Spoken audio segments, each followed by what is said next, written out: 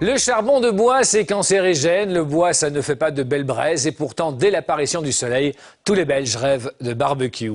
Dans le Brabant wallon, il existe une entreprise qui propose aujourd'hui un produit unique en Belgique pour parfumer délicatement vos viandes, des pieds de vigne, un produit 100% naturel. Comment les utiliser, d'où viennent-ils et où se les procurer? Reportage Nathalie Denor, Lisa Glenn, Dominique Chocart et Catherine Burton. En Espagne, ou plutôt dans cette région de Castille, le feu de bois est curieusement alimenté. Ce bois-ci, c'est du pied de vigne pour cuire la viande. Le chorizo, par exemple. De tout, du porc, du poisson, des sardines. Ça donne un très bon arôme à la viande.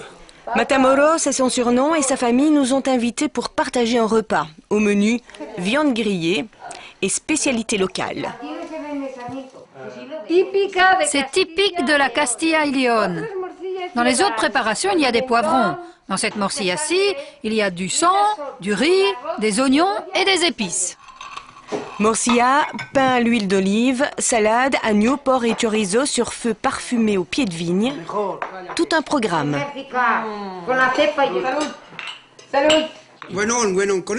Avec ce parfum, ça donne ce fameux goût. Goûte, tu vas voir.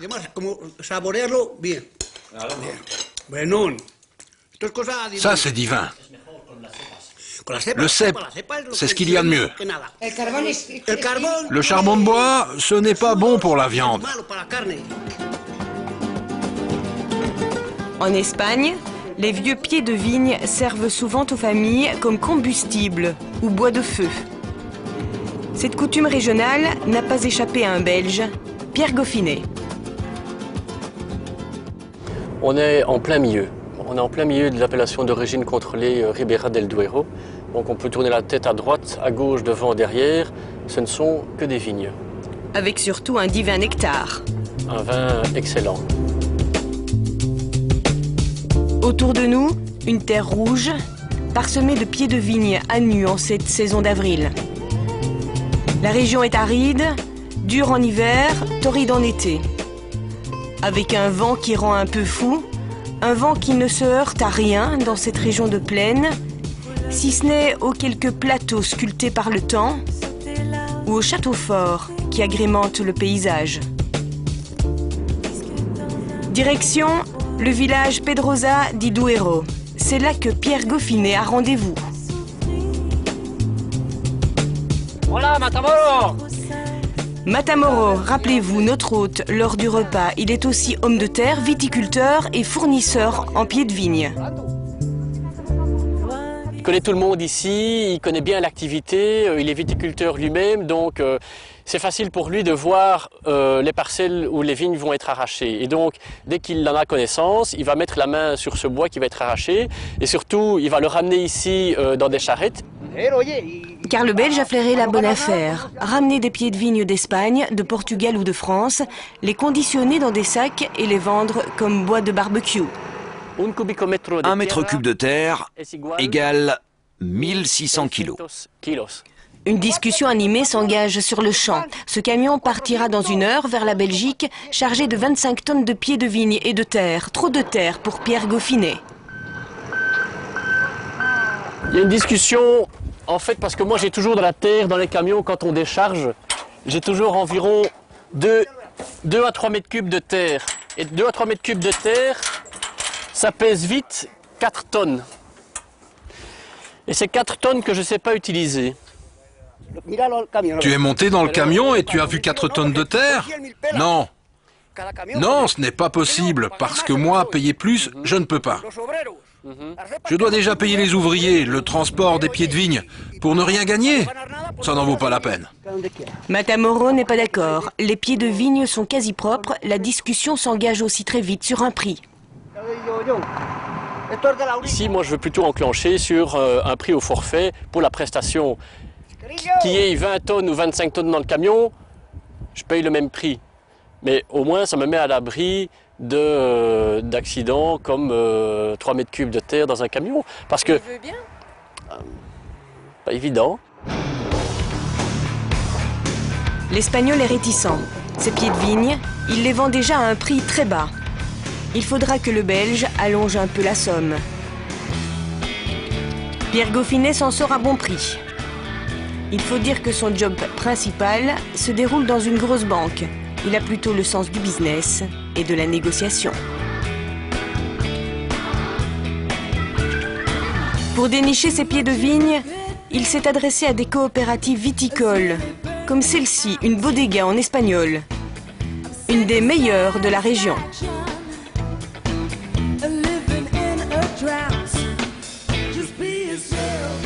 Buenos días, Manuel. Manuel, c'est le trait d'union, l'indispensable contact pour le Belge. Manuel Pérez Pascuas, il est l'un des 3 frères qui dirigent cette bodega prestigieuse. Et donc c'est lui qui m'a mis en contact avec El Matamoro. C'est donc la personne qui coupe les cèpes de vigne ici pour moi. C'est lui qui m'a introduit auprès de cette personne. Donc c'est vraiment un personnage clé dans mon activité. Nous sommes dans les tout bons vins de la région. Du vin provenant de 160 000 pieds de vigne, dont les plus âgés datent de l'époque du fondateur de la bodega, le père de Manuel. Ceci est la carte de notre vignoble. Mon père. Il y a aussi les photos des invités de marque et des clients fidèles. Nous avons fourni le pape Jean-Paul II pendant 10 ans. La Maison royale d'Espagne aussi.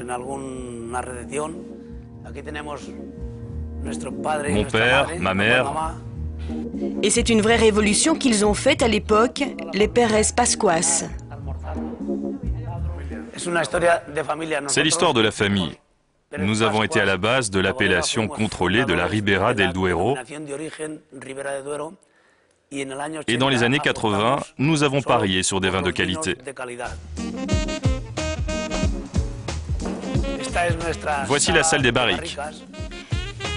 Les barriques en fût de chêne, fabriquées en France et conservées pendant 3 ans.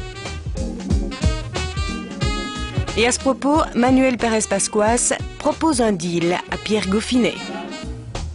Il me propose d'importer des barriques usagées pour les couper en 2 et à ce moment-là, on en fait de magnifiques bacs à fleurs. Combien de fûts peut-on mettre dans un camion? Pierre Goffinet semble prêt à sauter sur l'affaire. Ça vous intéresse? Ah oui, évidemment. C'est un produit merveilleux. Il va vite déchanter. Un fût coûte environ 50 €. Mais 50 €, c'est trop cher. L'idée restera pourtant dans un coin de son cerveau pour plus tard, peut-être. Le patron de la bodega nous présente ses meilleurs vins. Des magnums dont le prix à l'importation peut atteindre 300 €. Et puis, il y a ces bouteilles, frappées du blason du Vatican. Pendant 10 ans, réserve de Jean-Paul II. Très propre, beaucoup de fruits, très expressif. Il y a grande complexité. Et comme toute visite, elle se termine par une dégustation d'un de ces crus composés à 90% de Tempranillo, un cépage espagnol, et de Cabernet Sauvignon.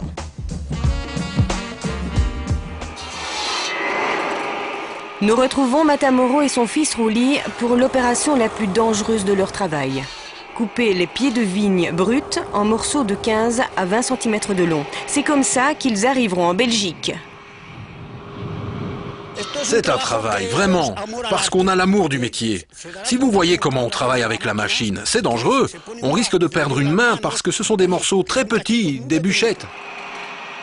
Voilà les cèpes de vigne tels qu'ils ont été arrachés de la terre il y a quelques mois. Ils proviennent du vignoble de Matamoro. Il y en a qui viennent de mes vignes, mais j'en achète à d'autres. Tout seul, ce n'est pas possible.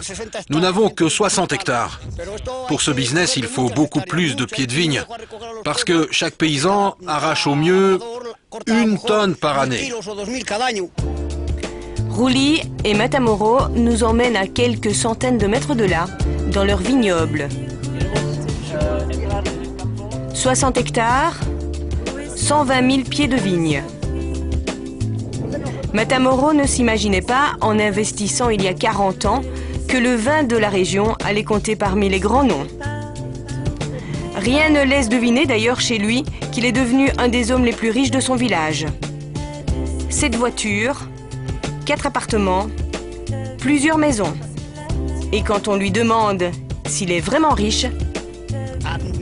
Je n'étais pas le plus pauvre du village, mais j'ai travaillé dur. Et j'ai appris ça à mes enfants. Nous nous sommes élevés de rien. D'accord, nous avons maintenant beaucoup d'argent, mais je travaille tous les jours. Avec 1 euro, on en a fait 2. Tandis que d'autres en gagnent 1 et en dépensent 2. Nous quittons l'Espagne, ses hommes et ses paysages rudes mais attachants, pour retrouver la Belgique. Direction Marneffe. Ce bâtiment est un centre pénitentiaire en milieu ouvert. C'est ici qu'arrivent les pieds de vigne, venus de Castille. La qualité de ce qu'on a reçu, pour moi, elle est très très bonne. Hein, par rapport à ce qu'on a eu précédemment, ceci c'est vraiment bon. Hein. Regarde, on a vraiment de la bonne qualité. Il y a très peu de déchets, de terre. Ils sont tous vraiment bien coupés. Hein. Ces hommes sont des détenus en fin de peine. La plupart ont passé plusieurs années en milieu carcéral avant de venir à Marneffe. Marneffe où ils peuvent travailler et recevoir des formations. C'est le cas de Sébastien. Je suis père de 4 enfants et ici ça me permet de gagner de l'argent et de subvenir aux besoins de ma famille. D'ailleurs c'est en grande partie pour ça que je suis venu au CPE de Marneffe, pour les finances, quoi, parce qu'avec la lourdeur de ma peine, après on ne sait plus aider la famille, quoi, tandis qu'ici on a du travail et voilà. Ici, il n'y a plus de barreaux visibles. Michel, lui, vient de Lantin, où il a passé 10 mois. Il est préposé à la fermeture des sacs. Depuis qu'on a commencé les pieds de vigne au mois de janvier, je pense, on s'est mis à cette machine-ci et depuis lors, j'y suis. Alors, le boulot, pour vous aussi, c'est quelque chose de très important? C'est important, oui, parce que je peux aider ma mère, parce que je vis avec ma mère à l'extérieur, je peux l'aider financièrement. Puis je suis dans ma période de congé et de permission, donc je sors plus ou moins 4 fois par mois. Donc ça nous fait un plus pour avoir un peu d'argent pour quand on sort. Et puis le travail c'est important, au moins comme ça on ne reste pas en chambre à longueur de journée à s'embêter. Puis à l'extérieur j'ai toujours travaillé, donc c'est un peu une habitude, une routine que je retrouve ici, quoi. Par le travail, les détenus retrouvent une certaine dignité et préparent surtout leur réinsertion. C'est aussi de la main-d'œuvre bon marché. Bien évidemment. Mais c'est de la main-d'œuvre qui est volontaire. Oui, ici ils sont tous motivés et ils font un travail extraordinaire. Vous gagnez combien là par jour? Mais ça dépend ce qu'on produit, vu qu'ici on travaille à la chaîne, donc hein, plus on produit, plus on gagne, quoi. Mais ça équivaut à les 15-20 euros par jour ici. Hein. En fait, chacun s'y retrouve plus ou moins. Pierre Goffinet aussi, avec de la main-d'œuvre très bon marché. Et il compte bien développer encore son business, tant qu'il est le seul sur le marché belge.